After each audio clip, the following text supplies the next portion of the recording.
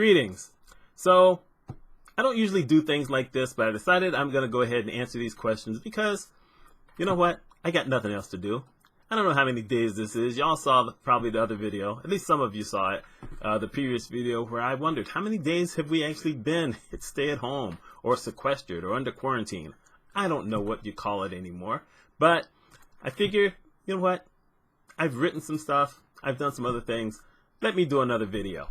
Anyway, friend Evelyn Parham, who's got a channel, I'm going to link to the video that prompted me doing this video. They call it the part-time YouTuber tag question. In essence, there are those of us who aren't full-time YouTubers. Probably because we're not making money off of it. But still, because, if I was actually making money off of it, maybe I would figure better things out. But I haven't, so there you go.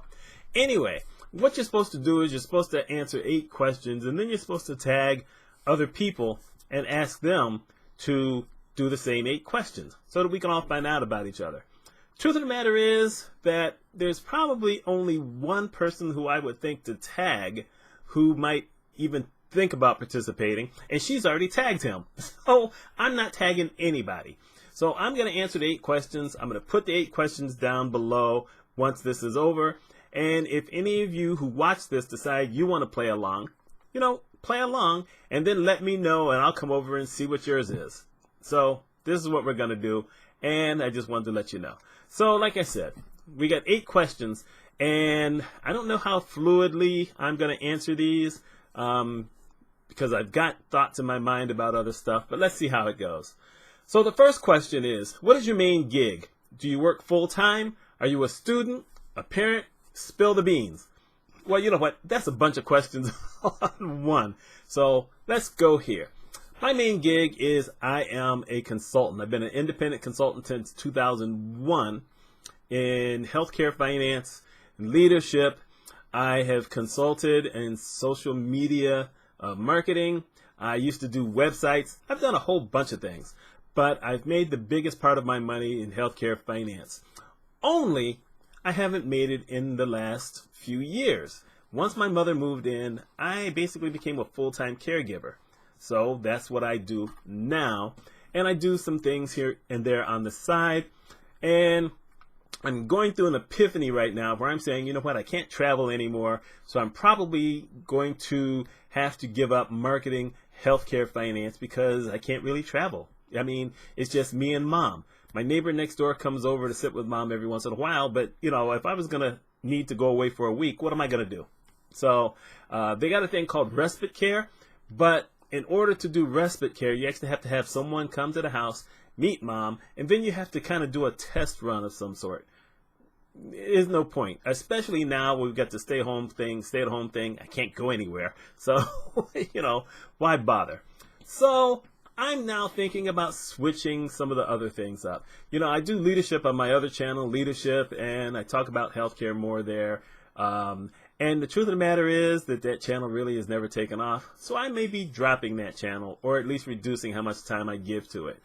I'm definitely going to stop marketing some of my other stuff. I'm not taking my website down. I mean, for my particular SEO keywords, my goodness, couldn't even remember what it was called. I'm number 1 or number 2 on every search engine if you don't count websites that are job sites. So you take those folks out, I'm either number 1 or number 2. And I've been there since 2005.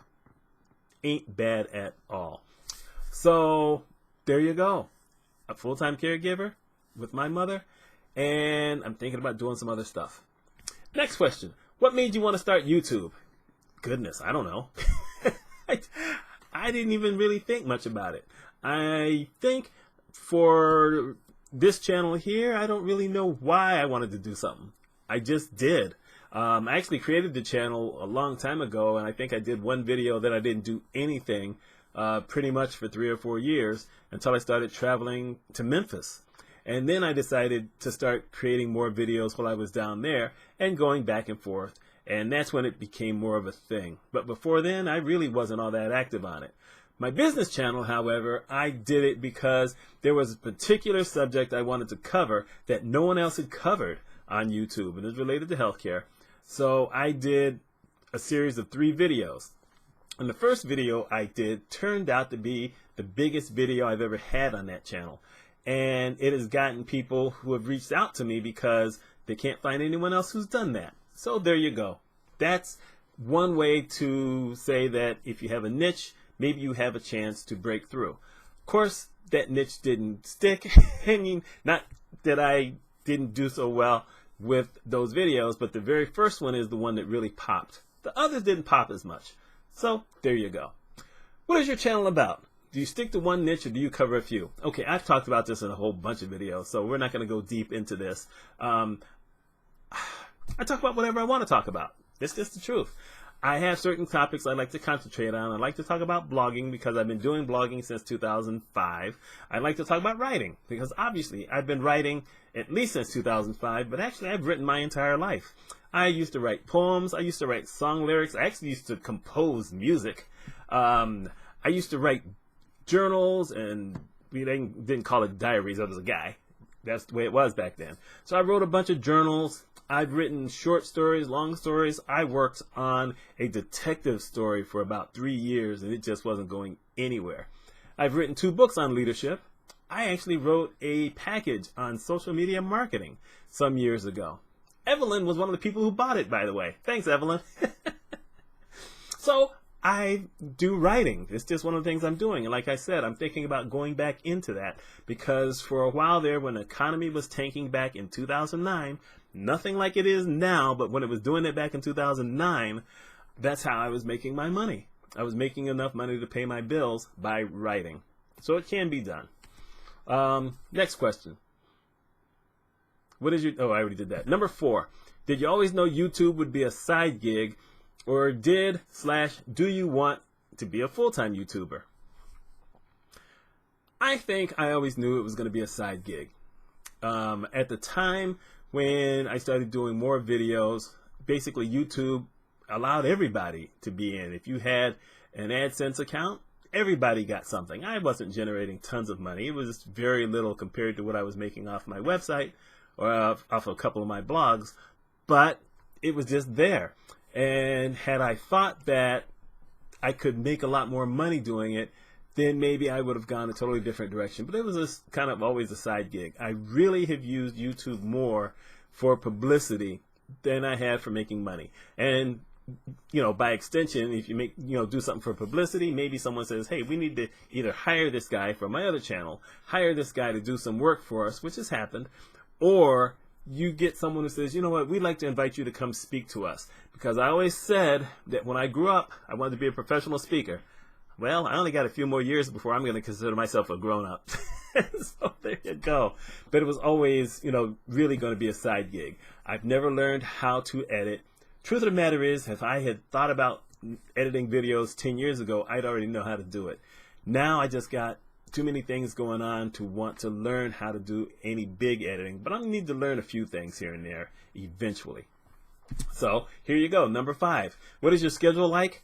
When do you film? When do you edit? Okay, I don't edit. So let's get that one out of the way. When do I film? It depends on where I am. If I'm home, okay, right now it's late at night. Mom is in bed, so I'm doing it from my office. You see The Office. Where else do I go? Sometimes during the day. If Mom is in the living room, either watching TV or she's falling asleep in there, then I go into her room. And so I can do that, you know, I'll say late morning or early afternoon in her room. If I'm out and about, then I can record whenever. At least I could until we got to stay at home thing, in which case it's probably only going to be mornings on a couple of days a week where I could do that if I decided to do it. What's my schedule like? Boy, you don't really want to know. I don't think I talked about what my schedule was like in the video that I did where I was talking about tips on how I took care of my mother. Mom has dementia, for anyone who hasn't seen that. So what is it like? Well, whenever we have to get up, and I say we because right now, 2 days a week, my neighbor comes over. She used to be a former CNA, so she comes over 2 days a week to watch Mom and then sit with her. I do it the other 5 days. And so whenever Mom looks like she's ready to get up, then that's what I do. And so what my schedule is like, I wash mom, I get mom back in the chair after she's dressed, I give her breakfast. She falls asleep after eating breakfast. Sometimes I give her a little treat, in which case she eats that also, and then she falls asleep. I have to try to make sure that I take her to the bathroom every 2.5 to 3 hours. I give her lunch. We deal with sundowning. Go look that up. Most afternoons when she's home, we deal with that. Then I give her some kind of dinner, and then I give her dessert, and I give her dessert because that's the only way I can get her to take her evening pills and to take this CBD oil that I give her to go to sleep, which I just linked an article that I wrote on one of my other blogs and why I do it and how it's working. And then after that, when she goes to bed, I will clean the kitchen as much as I can. I will fold any laundry that's there, and I do a load of laundry every single day. This is just how it is with mom. I have to do laundry a lot. Every once in a while, if I'm doing mine, that's 2 loads. Occasionally, very occasionally, there's 3. I don't even want to get into why there would have to be 3. But we do a lot of laundry. And throughout the day, I, for the most part, am trying to catch up on lack of sleep. In the last 7 days, I've gotten at least 5 hours of sleep only twice. Last night, I got 3 hours and 59 minutes. One day out of this 10, I got 1 hour and 12 minutes of sleep.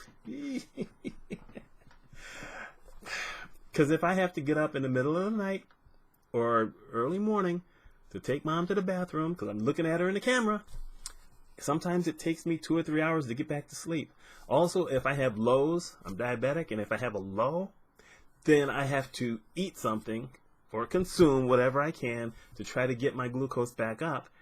And my heart is beating so hard that sometimes I don't get back to sleep. So I have those issues to deal with. So a lot of times during the day, what I do is I go and lay in the bed and put on the CPAP mask and turn on the machine and breathe just to get a little bit of energy back. That's how it is. And like I said, she's home all the time now. When she's not, I have 3 days a week where she goes to the senior center and I can relax a little bit more and get a little bit more rest. But it ain't that right now. If this thing goes to July, we're going to see how it all goes. Number 6, how do you keep your YouTube channel organized? Do you plan videos ahead or just, it says filk, what you feel like? I don't know what filk is supposed to be. I have no idea what that word is really supposed to be. So, or just do, you know what, I'm going to change it. Do you want to do what you feel like? You know, I read this earlier and I totally missed it. It said filk. Yeah. You know what? I decide on a topic. I think about it. I sit down and I go. If it's a certain topic that it needs research or information, then I write my information down. I put it on a file. Like right now, you don't know that I've got it. I'm going to tell you. I've got it on a notepad. So I started the program to start recording. Then I reduced the camera so I can look right at the notes that I have in front of me so that I'm not always looking side to side. Everything is right there in front of me. So that's pretty much it. When I do my 30 or 31 day challenges like I did in January, I basically wrote out the topics for about 23 or 24 of them. I figured that the others I would get to along the way, but that's the only time that I really will do an organized thing. Or like one time last year where I did 5 straight videos with a bunch of blogging tips, then that was one where I had to write out all the tips ahead of time so that I didn't do the same tip again. So it depends on what I'm talking about. For instance, I certainly didn't plan this video, so there you go. So I do what I feel like doing. And that goes against the grain of everything that every YouTuber who tells you you should have a niche does. But that's where I'm at. Number 7, how do you feel about sponsored videos on YouTube? Have you or would you do one on your channel? Truthfully, I hadn't thought about it until I saw this question. And if someone wanted to pay me to do a video and it was something that I liked, I gotta tell you the truth, if it's something that I liked, I'd do it. if the Orioles people, if you Orioles people want to pay me, I'll do a sponsored video. I will do it for the Orioles people. Who else would I do it for? Oh my goodness. Anyone who wants to do pizza, if you want pizza review, but you better let me taste it up front, because if I don't like it, then you probably don't want me to do a sponsored video for you. But in general, you know, if it was something that I liked, I would do it. If I don't like it, I'm probably not going to do it, because they're not going to want me to tell the truth on them. That's just fact. But I think that, you know, if there's someone out there who wants to pay me, and I don't have enough people, I just don't, I do it. But without that, ain't never going to happen. And here's number 8. This is the final question. What do you think is the biggest challenge of doing YouTube part-time? Just deciding that you want to sit down in front of the camera and doing it. Like I said, I don't know how to edit. I know how to basically speak. And this is a different kind of speaking. You know, I've told people that I've wanted to be a professional speaker. I've done professional speaking. I've spoken in at least 6 or 7 states on it. I've been to as far away as Nebraska. I've spoken a lot of times right here in the Syracuse, New York area. I've spoken, like I said, I've talked on a bunch of different topics. And I've been doing that since my first gig in 2001, to be truthful, when I spoke in Erie, Pennsylvania. So see, there you go. I do a lot of that. But you know what? Here's the difference. When I'm doing speaking engagements, they're paying me, first off. You do a lot of rehearsing. For instance, I basically start off with topics. I write a bunch of topics that I want to talk about during that speak. Then I rehearse them in my head, and then I rehearse them by walking around, doing the thing where you test yourself, looking around the audience, and I get pretty glib.